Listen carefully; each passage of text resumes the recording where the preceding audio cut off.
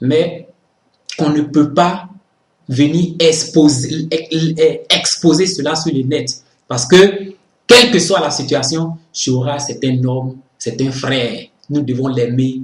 Même s'il fait des erreurs, nous devons l'aimer. Ce sont ces erreurs qu'il fait qui nous déplaisent, mais nous devons aussi l'aimer.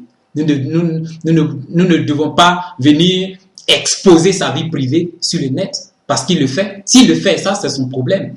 Nous ne pouvons pas venir le vouer à Satan comme certaines personnes le font, afin qu'il meure.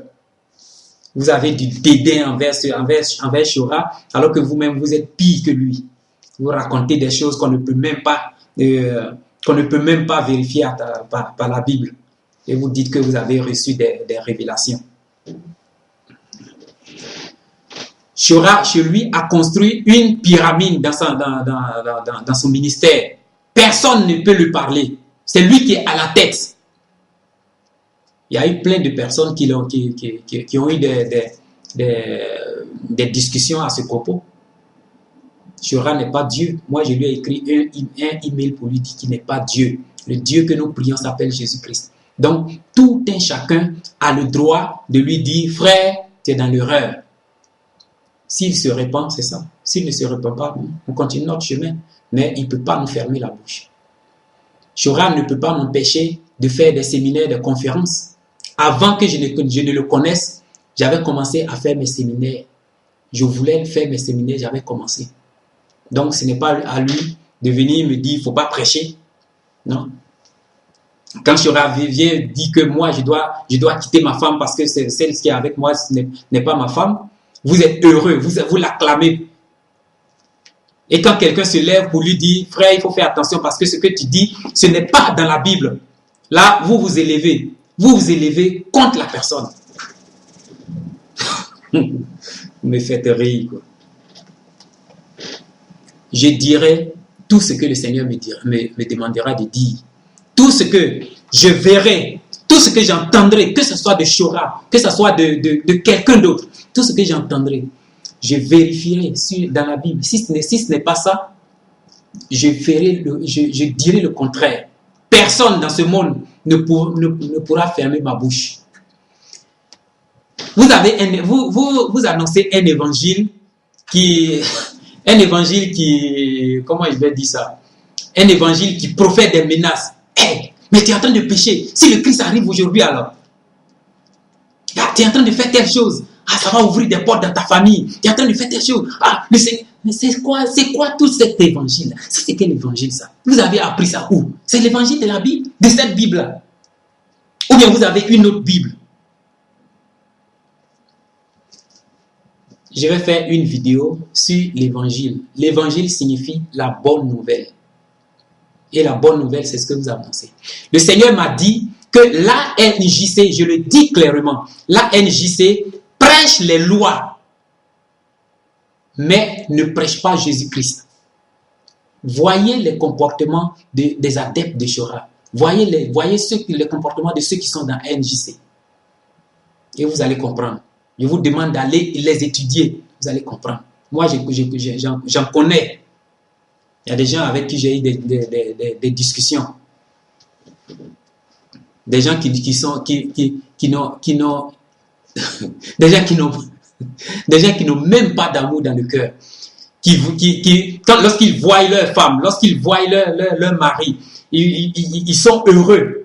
Il leur parle avec amour, mais lorsqu'il voit la femme de quelqu'un d'autre, il les traite comme de la bouse de vache. Je le dis clairement, alors que ce sont des êtres humains. Nous sommes tous des êtres humains. Il n'y a pas quelqu'un qui a 2 têtes, 3 pieds ou bien 5 mains.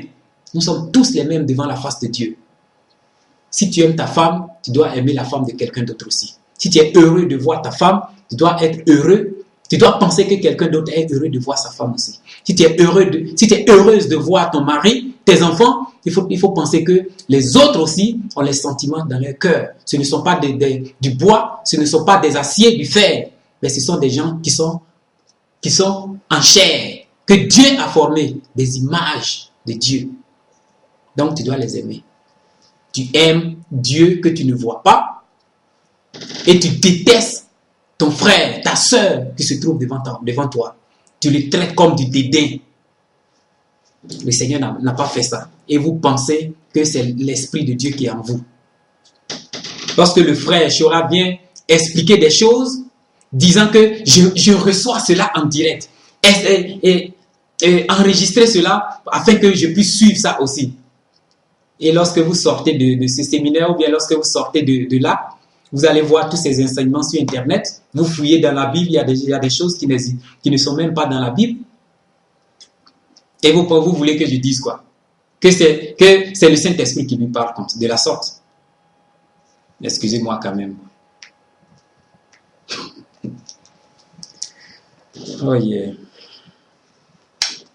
Si le frère dit des choses qui sont faux, qui sont des choses qui sont fausses, ayez le courage de l'appeler. Si vous pouvez l'appeler, ayez le courage de l'appeler et lui dire, frère, ce que tu fais, ce n'est pas biblique.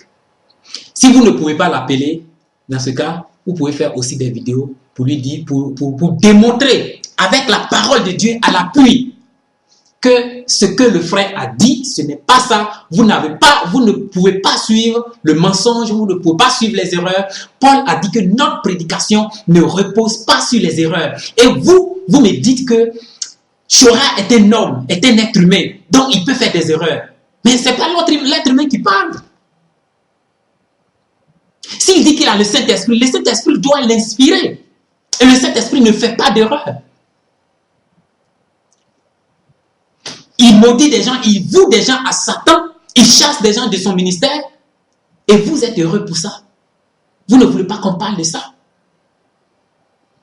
Il crée des choses. Par exemple, la danse des anges. D'où est-ce que c'est écrit dans la Bible qu'il y a une danse des anges quelque part? Alors, vous êtes là, vous faites des choses comme ça. Lui, mais il danse aussi. Et puis, il dit que non. Quand on lui demande, non, c'est la danse des anges. C'est la danse des anges. Respectez ça, c'est la danse des anges. La danse de quels anges?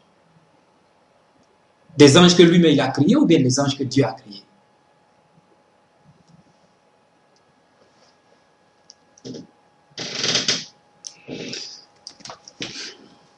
Je le dis clairement. Dieu est amour. Toute personne qui se dit apôtre, prophète, visionnaire ou quoi que ce soit, pasteur ou enseignant, tu dois dégager cet amour. Tu dois enseigner avec amour. Le Christ était venu, il enseignait avec amour. C'est seulement devant les pharisiens qui voulaient le tuer. Ils savaient que c'était la vérité. Ils savaient que c'était le Fils de Dieu, mais ils le niaient à cause de la jalousie qui était dans leur cœur. Là, il avait le droit de leur parler, de leur parler vivement. Mais lorsque vous venez, parce que des gens sont dans l'erreur, vous venez les exposer, les traiter de charlatans, de faux types, de ceci, de cela, tout et tout ça. Vous employez des paroles qui ne sont pas dans la Bible. Dans la Bible, vous tous, vous l'acclamez lorsqu'il fait ça. Et vous l'imitez même. Mais lorsque quelqu'un d'autre se lève pour dire ce que le frère a dit, ce n'est pas juste. Tu ne peux pas aller faire telle chose. Tu ne peux pas dire telle chose à des gens qui sont des êtres humains créés par Dieu pour leur dire de n'importe quoi. Non. Alors voilà, je sais ce que j'ai dit, je sais ce que j'ai fait. Et ce que j'ai fait, ça n'engage que moi et moi seul.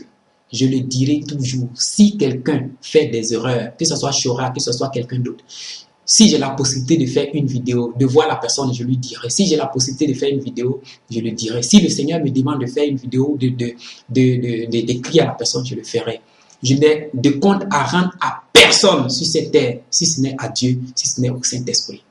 Alors, faites ce que vous voulez, mais moi, je vous dis que je ferai ce que moi-même je veux. Je n'ai peur de personne sur cette terre. J'ai peur que d'une seule chose, que le Seigneur Dieu m'abandonne. C'est tout. Alors, merci.